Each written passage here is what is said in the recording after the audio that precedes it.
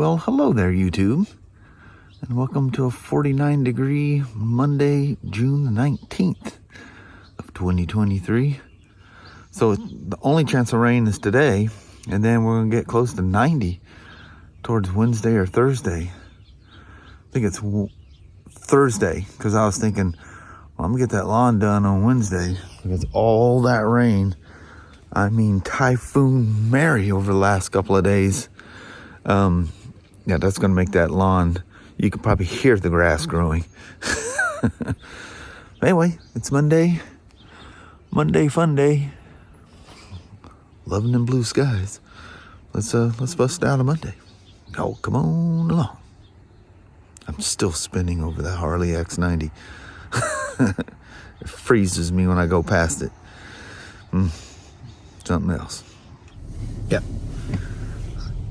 We got a good downpour on the way to work today. I mean, all the bugs off. Yeah, some heavy downpours. Total whiteout. Glad you were driving. Yeah. I'd still be back in Longview. The old white knuckles. Yeah, that was pretty brutal. Yeah. For this time of year, that's like very strange as well. I can't see in that. Yeah, it's bad. And I forgot my prescription glasses, so if I can still see fine. Have you drove by Braille? Yeah. No, I can still. I like test riding. Yeah. I don't ever wear them. Yeah. Tend to wear. You need them for that up close. Yeah. But anyway, Mama. Yes, That daggum Monday's done snuck herself back around. Sneaky. Daggum. Mm-hmm. All right. Beginning of a new work week. Yep. The weekend won't be far behind. Yeah. All right, Mama. All right. All right.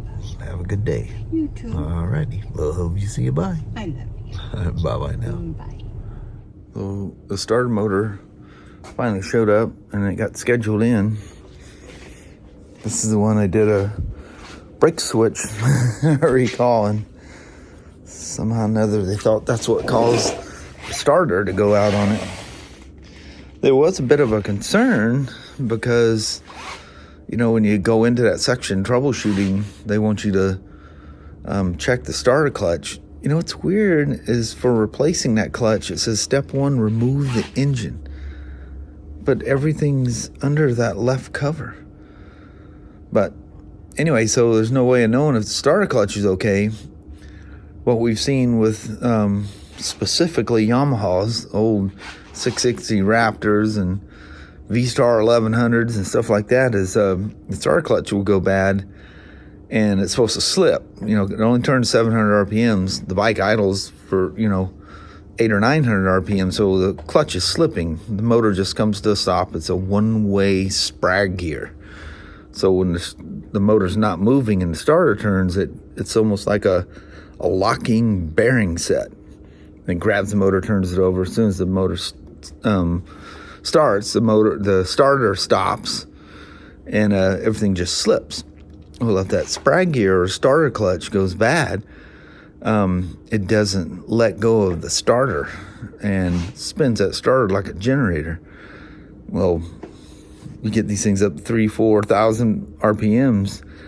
The starter motor will not turn that fast. They will literally, like a hand grenade, whap. So we know the starter's bad. Definitely, it's not pulling amperage that it should.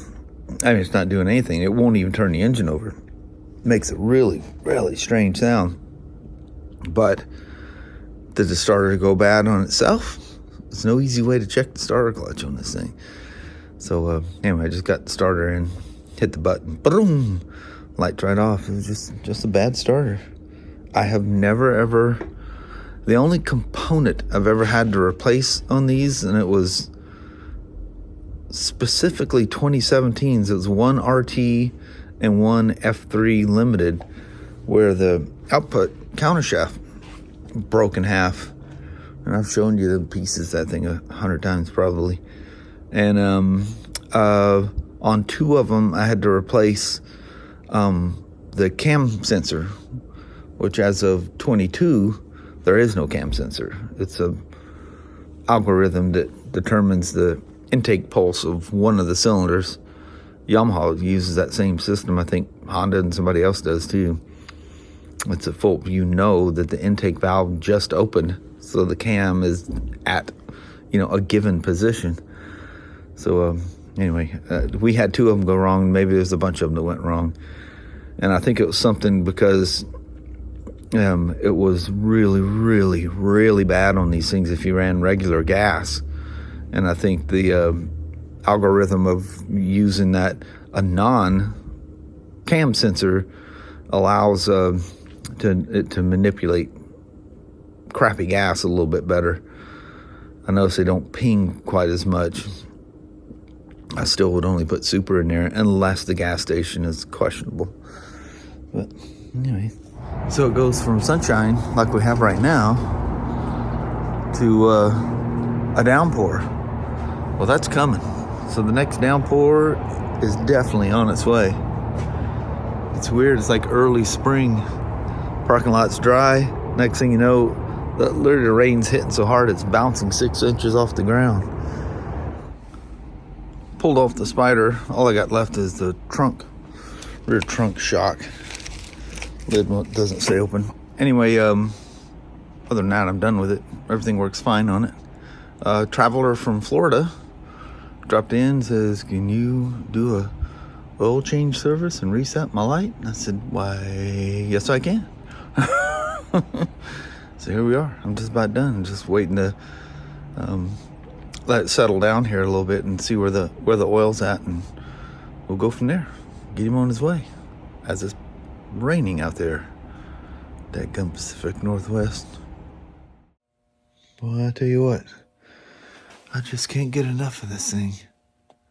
I just keep coming out here staring at this thing like it's not real. Like it can't be real. Never ever, for the rest of my days, I think I'd ever see one of these things. I even have a picture of one that was in a shop somewhere that's almost in perfect shape, but it's somebody else's photo, so I can't really share it. Plus, there's something sitting on the seat that I just don't agree with, so I'll never show it anyway. But my kid came by today, and he goes, "Pops, he's got this little red bucket." I go, "What in the world?" He goes, "These are a bunch of takeoffs and stuff. There's the reflectors that go on the back. There's just double-sided tape that's holding them on, so you just need to trim it off and put it back on." "Oh, that's the rear? The one went..." That's weird. I never know right where it went. It sits by the license plate back there. And these are all the stock bolts that they replaced, and just all kinds of different things. Here's another. This is a Speedo drive that was on there.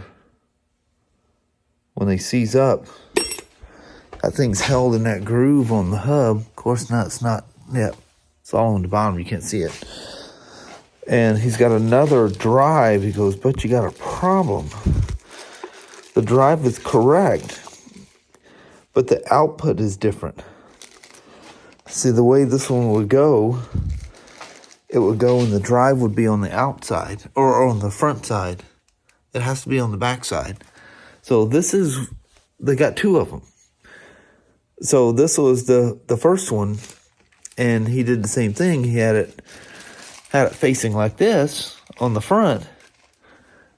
The Speedo runs backwards. So you have to get those brass pieces out, and they'll just bolt in backwards, and then you put it together.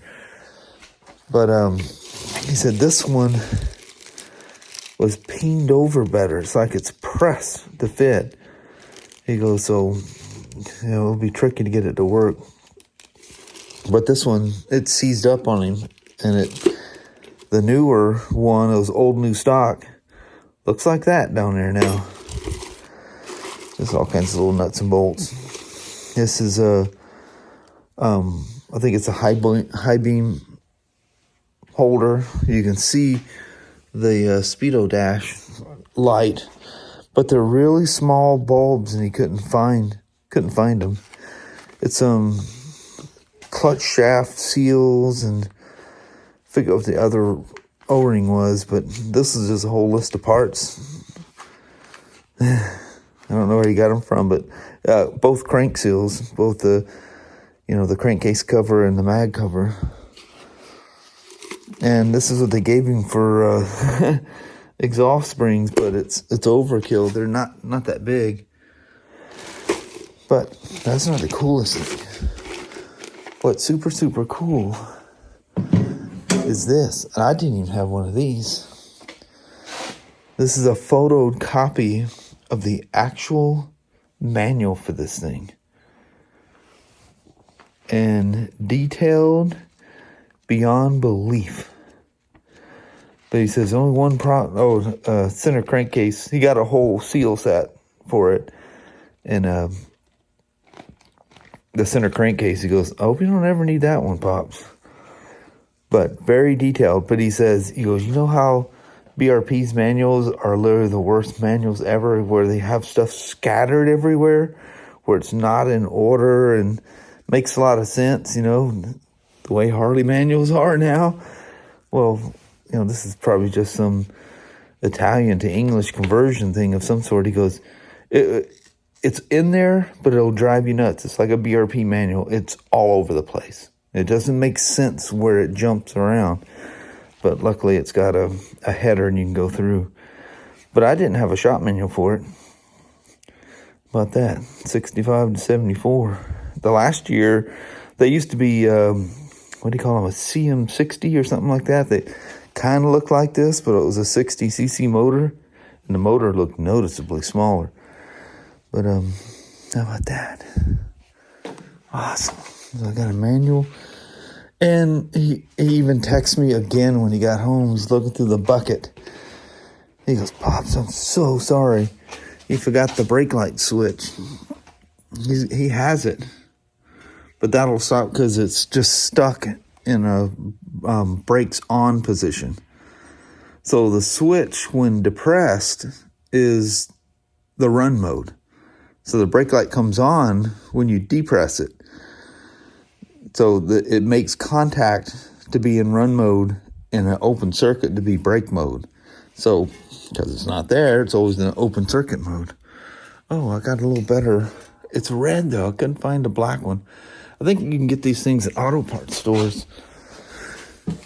But I don't know what that was for. I found it in my drawer at work, so if nothing else, that one fits better. Cool stuff. Just can't get enough of this thing. Love all you guys' comments. Did you notice I got the contour of the fender matching the wheel? I remember when I was a kid, I always thought that was backwards, but that is correct. It's shorter in the front than it is in the rear. But it's really common for that thing to get bent. And it always goes down in the front.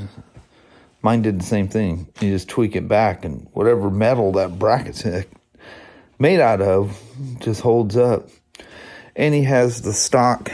It's got these weird clamps. He's got the stock one for the rear, but it was messed up.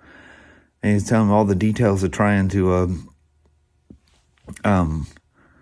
get that thing bent out and put it on so it looks stock like that, and it actually kind of cracked it.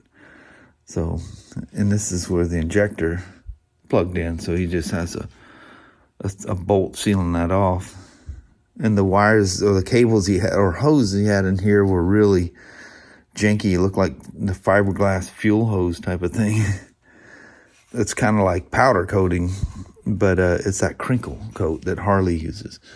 Still to this day, they use it. And the only place it was on the X90 was the Speedo. This was smooth paint, and this was all smooth. It was just smooth black. This is all Cerakoted, the exhaust and the cylinder. That's the stuff they do guns with. When you read, you know, you can have different colors. You make green, or, you know, the desert sand looking tan color.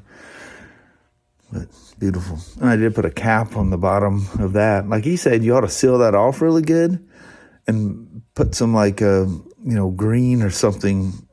Just get some Yamaha S2, I think it is. It's a premix, and just have a color in there so you can see it. thought, you know what, that's kind of a good idea, and it preserves it. Of course, the inside of it's perfectly clean because it was always injector oil in there. Cool. All right, anyway. Cool beans. Just can't get enough of it. Like I say, I mean, I just freeze. Like this morning, going out to drag the old MDX out to go to work, and then come home, did the same thing, just sat here and drooled. And then I went in there and, oh, I'll explain that in the goodbye.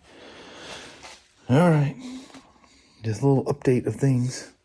And then I was going to say, he texted me after I got home and apologized again that he forgot the brake light switch.